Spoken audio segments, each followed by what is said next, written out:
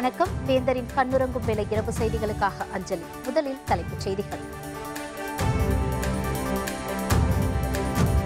அமைப்பு சாரா தொழிலாளர்களுக்கு 3000 ரூபாய் பென்ஷன் திட்டத்தை தொடங்கி வைத்தார் பிரதமர் மோடி.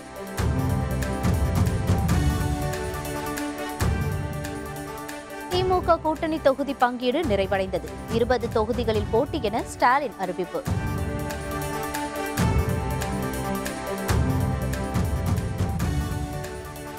மக்களவைத் தேர்தலில் யாருடன் கூட்டணி? தேமுதிக நாளை அறிவிப்பு.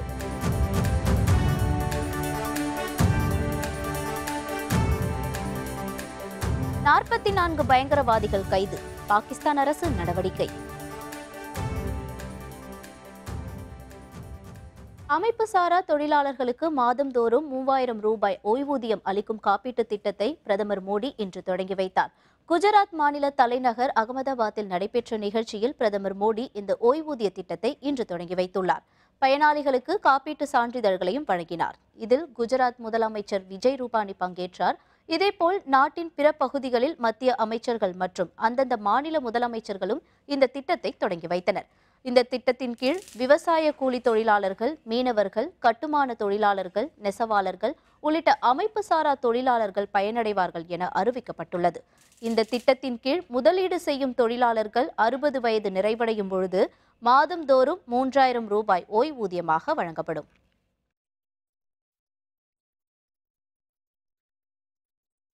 தமிழ்நாடு அரசு போக்குவரத்து கழகத்தில் முதல் முறையாக அறிமுகப்படுத்தப்பட்டுள்ள குளிர்சாதன வசதியுடன் கூடிய 500 புதிய பேருந்துகளை முதலமைச்சர் பழனிசாமி இன்று தொடங்கி வைத்தார். சென்னை தலைமைச் செயலகத்தில் இதற்கான விழா நடைபெற்றது. தமிழ்நாடு அரசு போக்குவரத்து கழகத்திற்காக 133 கோடி மதிப்பீட்டில் 500 புதிய பேருந்துகள் வாங்கப்பட்டுள்ளன. இவற்றை முதலமைச்சர் பழனிசாமி இன்று கொடியசைத்து தொடங்கி வைத்தார். இந்த புதிய பேருந்துகளில் குளிர்சாதன வசதி மற்றும் 3+2 இருக்கை வசதி கொண்ட பேருந்துகள் உள்ளன. அவை திருவண்ணாமலை மற்றும் வேலூருக்கு இயக்கப்பட உள்ளன. தமிழ்நாடு அரசு போக்குவரத்து கழகத்தில் முதல் முறையாக குளிர்சாதன வசதி கொண்ட பேருந்து அறிமுகப்படுத்தப்பட்டுள்ளதால் இன்று ஒரு நாள் இந்த பேருந்துகளில் இலவசமாக பயணிக்கலாம் என அறிவிக்கப்பட்டுள்ளது.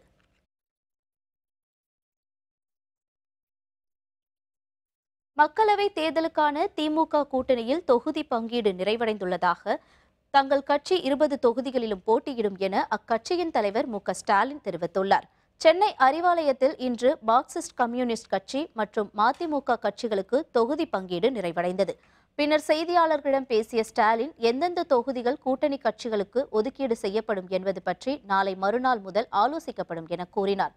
மனிதநேய மக்கள் கட்சிக்கு சீட் ஒதுக்கப்படவில்லை என்றும் வரும் காலங்களில் அவர்களுக்கு உரிய வாய்ப்பு வழங்கப்படும் என கூறினார். 2 நாட்களில் தொகுதிகள் அறிவிக்கப்படும் என்றும் புதுச்சேரியையும் சேர்த்து கூட்டணி கட்சிகளுக்கு 20 தொகுதிகள் ஒதுக்கீடு செய்யப்பட்டுள்ளதாகவும் ஸ்டாலின் குறிப்பிட்டுள்ளார். திராவிட முன்னேற்றக் கழகத்தின் தலைமையில் தமிழ்நாட்டை பொறுத்தவரையில் அமைந்துள்ள கூட்டணி கட்சிகளுக்கு எத்தனை தொகுதிகள் ஒதுக்குவதென்று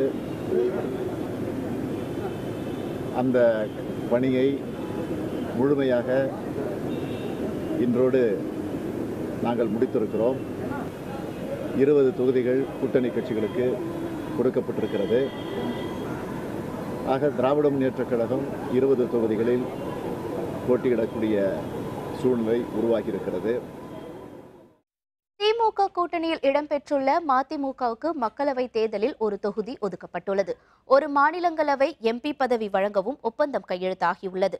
சென்னை அறிவாலயத்தில் நடைபெற்ற பேச்சுவார்த்தையின் பொழுது தொகுதி பங்கீடு தொடர்பான ஒப்பந்தத்தில் திமுக தலைவர் மு.க. ஸ்டாலினும் மதிமுக பொதுச் செயலர் வைகோவும் கையெழுத்திட்டனர்.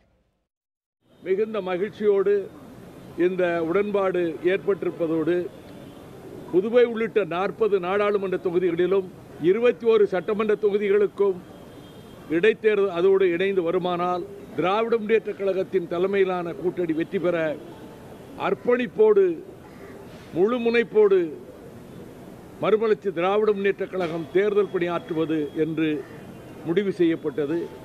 இதில் மிகுந்த மனநிறைவும் மகிழ்ச்சியும் கொண்டு இந்த உடன்பாட்டில் நாங்கள் கையொப்பமிட்டிருக்கின்றோம். முன்னதாக திமுக கூட்டணியில் இடம்பெற்றுள்ள மார்க்சிஸ்ட் கம்யூனிஸ்ட் கட்சிக்கு 2 தொகுதிகள் ஒதுக்கப்பட்டது. இது தொடர்பான தொகுதி பங்கீடு ஒப்பந்தத்தில் திமுக தலைவர் மு.க.ஸ்டாலின், மார்க்சிஸ்ட் கம்யூனிஸ்ட் கட்சியின் மாநில செயலர் கே. பாலகிருஷ்ணன் ஆகியோர் கையெழுத்திட்டனர். நேற்று நடைபெற்ற பேச்சுவார்த்தையில் எங்கள் கட்சிக்கு 2 நாடாளுமன்ற தொகுதிகளை ஒதுக்குவது என்று நாங்கள் தீர்மானித்திருக்கிறோம் என்று அவர்கள் தெரிவித்தார்கள்.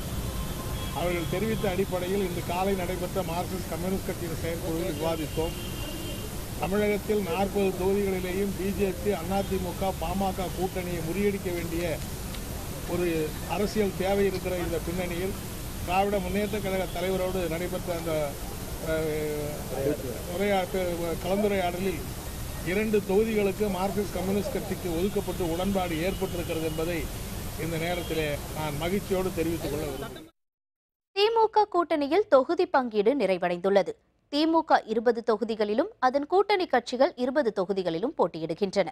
தமிழகத்தை பொறுத்தவரை மக்களவை தேர்தல் கூட்டணி மற்றும் தொகுதி பங்கீட்டு பேச்சுவார்த்தை திமுக தரப்பில் தாமதமாக தொடங்கினாலும் விரைவாக முடிந்துள்ளது. இதன்படி திமுக 20 தொகுதிகளில் போட்டியிடுகிறது. தோழமை கட்சியான காங்கிரஸ் புதுச்சேரி உள்ளிட்ட 10 தொகுதிகளில் போட்டியிடுகிறது. விடுதலை சிறுத்தைகள் கட்சிக்கு 2 தொகுதிகளிலும், இந்திய கம்யூனிஸ்ட் மற்றும் மார்க்சிஸ்ட் ஆகிய கட்சிகளுக்கு தலா 2 தொகுதிகளும் ஒதுக்கப்பட்டுள்ளன. மதிமுகவுக்கு மக்களவை தேர்தலில் 1 தொகுதியும், மாநிலங்களவையில் 1 சீட்டும் ஒதுக்கப்பட்டுள்ளன. இந்திய ஜனநாயக கட்சி 1 தொகுதியில் போட்டியிடுகிறது. IUML கட்சிக்கு 1 தொகுதியும், கொங்கு நாடு மக்கள் தேசிய கட்சிக்கு 1 தொகுதியும் ஒதுக்கப்பட்டுள்ளது.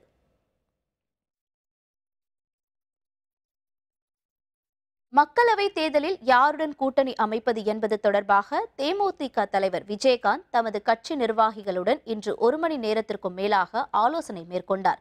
நேற்று துணை முதலமைச்சர் ஓ பன்னீர்செல்வம் விஜயகாந்தை சந்தித்து பேசிய நிலையில் கூட்டணி தொடர்பாக நாளைக்குள் தனது நிலைப்பாட்டை தேமுதிக அறிவிக்கும் என எதிர்பார்க்கப்படுகிறது.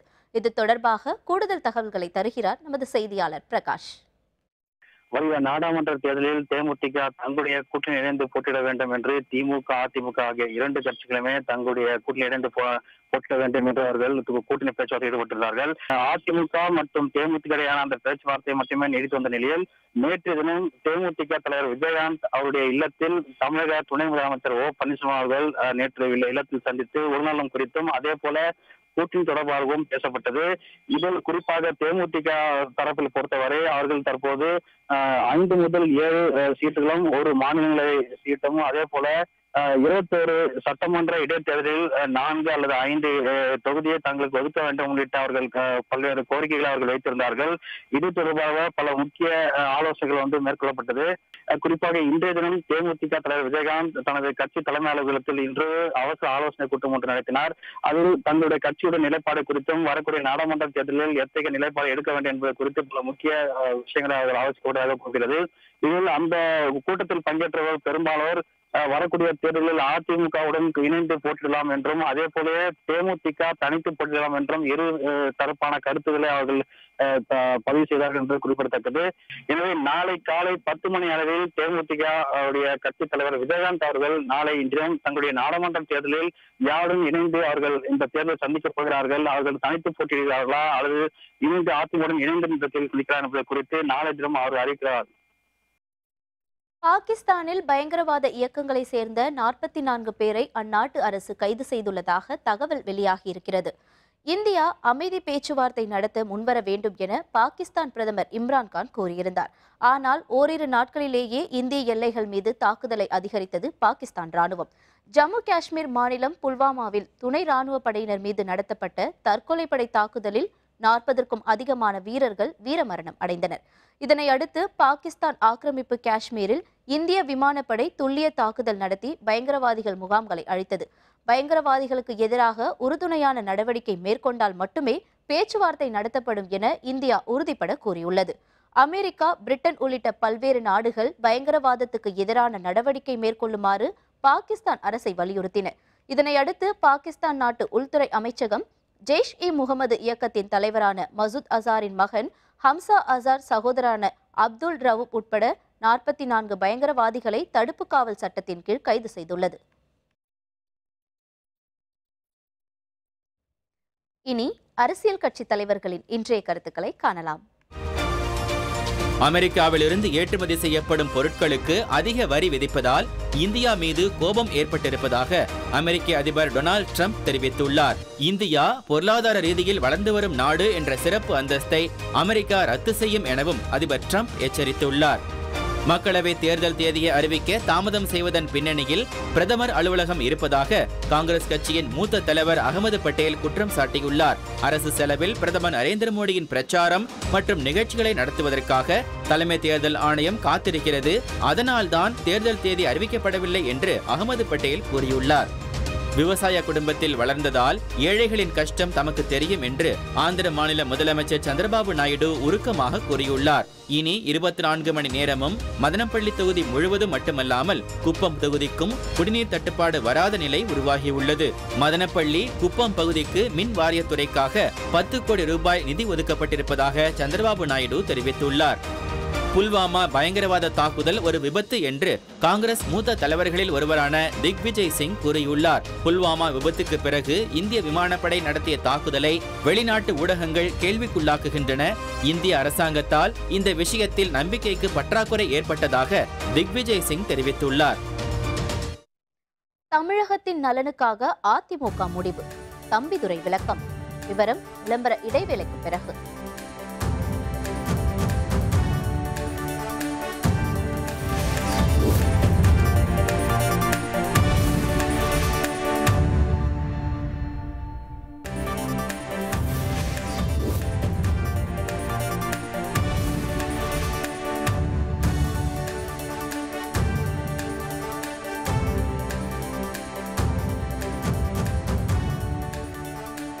செய்திகள் தொடர்கின்றன.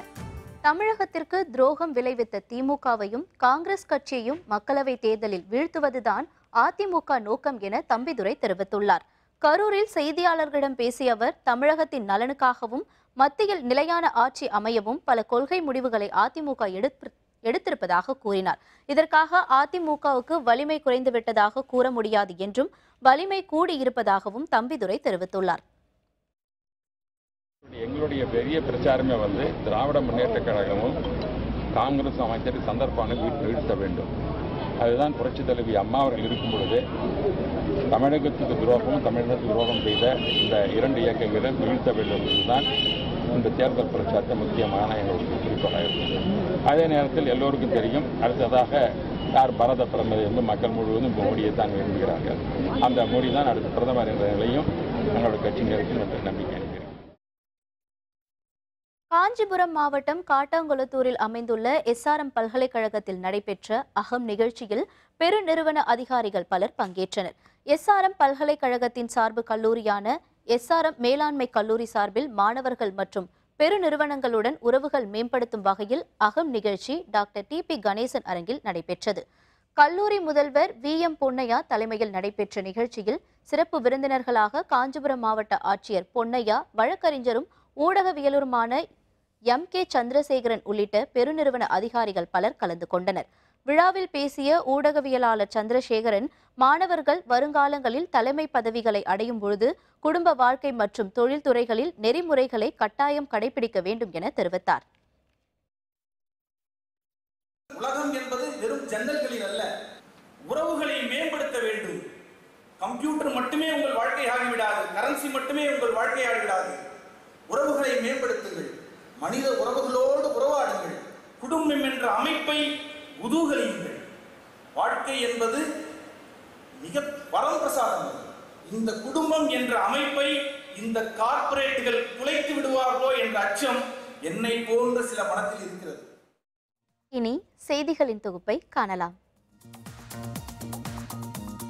மதுரையில் அமைப்பு சாரா தொழிலாளர்களுக்கான அடையாள அட்டை வழங்கப்படவில்லை என கூறி அதிகாரிகளிடம் பயனாளிகள் வாக்குவாதத்தில் ஈடுபட்டனர். மாவட்ட ஆட்சியர் அலுவலகத்தில் நடைபெற்ற யோகிமான் தன் ஓய்வூதிய திட்டத்தினை நாடாளுமன்ற உறுப்பினர் கோபாலகிருஷ்ணன் தொடங்கி வைத்து பயனாளிகளுக்கு அடையாள அட்டைகளை வழங்கினார். இதனையடுத்து அங்கிருந்த சிலர் அடையாள அட்டை வழங்கவில்லை என கூறி வாக்குவாதத்தில் ஈடுபட்டனர். நாகப்பட்டினம் மாவட்டம் சீர்காழி அருகே குடும்ப தகராறு காரணமாக பச்சிளம் குழந்தையை கொடூரமாக கொலை செய்த தாயை காவல்துறையினர் கைது செய்தனர். தொடுவாய் கிராமத்தை சேர்ந்த ஜெயேந்திரன் மனைவி வினோதா ஆத்திரத்தில் தனது 3 மாத குழந்தையை கீழே வீசி கொலை செய்துள்ளார். இதுகுறித்து தகவல் அறிந்து வந்த சீர்காழி காவல்துறையினர் வினோதாவை கைது செய்ததுடன் குழந்தையின் உடலை மீட்டு உடற்கூறு ஆய்வுக்கு அனுப்பி வைத்தனர். நாடாளுமன்ற தேர்தலையொட்டி முன்னறிவிப்பின்றி பணியிட மாற்றம் செய்ததை கண்டித்து நாகப்பட்டினத்தில் வருவாய் மற்றும் வளர்ச்சித்துறை அதிகாரிகள் உள்ளிருப்பு போராட்டத்தில் ஈடுபட்டனர். மாவட்ட ஆட்சியர் அலுவலகத்தில் அதிகாரிகள் நடத்திய உள்ளிருப்பு போராட்டத்தால் நலத்திட்ட உதவிகள் மற்றும் சான்றிதழ்கள் பெற முடியாமல் பொதுமக்கள் பாதிக்கப்பட்டனர். குழந்தை தொழிலாளர் ஒழிப்பு முறையை வலியுறுத்தி ஈரோட்டில் நடைபெற்ற விழிப்புணர்வு பேரணியில் செவிலியர் பயிற்சி கல்லூரி மாணவ மாணவிகள் திரளானோர் கலந்து கொண்டனர். குழந்தை தொழிலாளர் திட்டத்தின் கீழ் நடைபெற்ற இந்த பேரணியை மாவட்ட ஆட்சியர் கதிரவன் கொடியசைத்து தொடங்கி வைத்தார். இதில் மாணவ மாணவிகள் கலந்து கொண்டு குழந்தைகளை பணியில் அமர்த்தக்கூடாது என்பது உள்ளிட்ட பல்வேறு வாசகங்கள் அடங்கிய பதாகைகளை ஏந்தியவாறு ஊர்வலமாக சென்றனர். நாடாளுமன்ற தேர்தலில் பணிபுரிய உள்ள பறக்கும் படை மற்றும் செலவினங்கள் குழுவிற்கான ஆய்வுக் கூட்டம் பெரம்பலூரில் நடைபெற்றது. மாவட்ட ஆட்சியர் அலுவலக கூட்ட அரங்கில் நடைபெற்ற கூட்டத்தில் தேர்தல் பறக்கும் படை மற்றும் செலவினங்கள் குழுவினர் எவ்வாறு செயல்பட வேண்டும் என விளக்கி கூறப்பட்டது. மாவட்ட ஆட்சியர் சாந்தா, வருவாய் அலுவலர் மற்றும் காவல்துறை அதிகாரிகள் இந்த கூட்டத்தில் கலந்து கொண்டனர். அரசியல் களத்தில் உலாவரும் நிஜ தகவல்கள் நிழல் வடிவில் உங்களுக்காக. விரைவில் தேர்தல் தேதி வெளியாக உள்ள நிலையில் காவி கட்சியில் சீட் கேட்டு பெரும் போராட்டமே நடைபெற்று வருகிறதாம். தமிழகத்தில் உள்ள தலைவியோ தூத்துக்குடி தொகுதியில் தானே போட்டியிட விரும்புகிறாராம். அரசரானவரோ தனக்கும் சீட் கேட்டு அடம்பிடித்து வருகிறாராம். கூட்டணியில் பெற்ற 5 சீட்டுக்கு 20 பேர் வாய்ப்பு கேட்பதால் நெருக்கடியில் இருக்கிறார்களாம் காவி கட்சியின் டெல்லி வாலாக்கள். ஜெயமான நடிகருக்கும் அங்காடி நடிகைக்கும் பிரேக்கப் என்ற செய்தியை அவர்கள் இருவரும் சேர்ந்தே பரப்பியிருக்கிறார்களாம். இருவரும் காதலித்து வந்தால் நாயகியின் பட வாய்ப்பு பாதிக்கப்படும் என்பதாலும் ஜெய நடிகர் ரொமான்ஸ் ஹீரோவாக வலம் வர முடியாது என்பதாலும் தொடர்ந்து வாய்ப்பு பெற்று கல்லா கட்டவே இருவரும் சேர்ந்து திட்டமிட்டுத்தான் இந்த பிரேக்கப் அறிவிப்பே வெளியாகி இருக்கிறதாம். இந்தியாவுடனான மல்யுத்த ஒப்பந்தம், உலக மல்யுத்த கூட்டமைப்பு எதிர்ப்பு. விவரம் விளம்பர இடைவெளிக்கு பிறகு.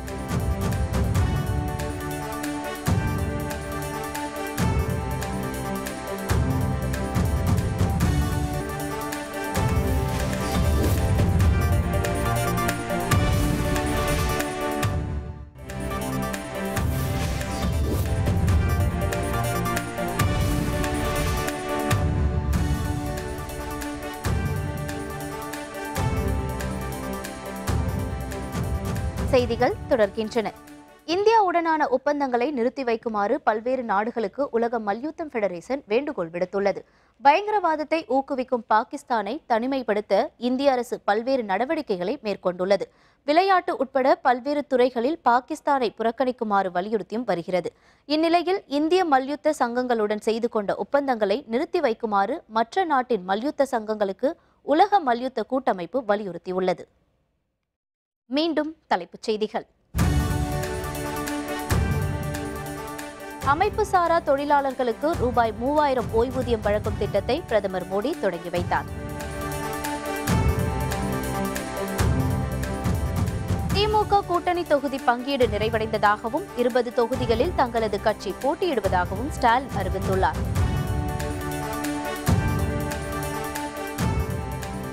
மக்களவை தேர்தலில் யாருடன் கூட்டணி என்பது பற்றி தேமுதிக நாளை அறிவிக்கும் என எதிர்பார்க்கப்படுகிறது.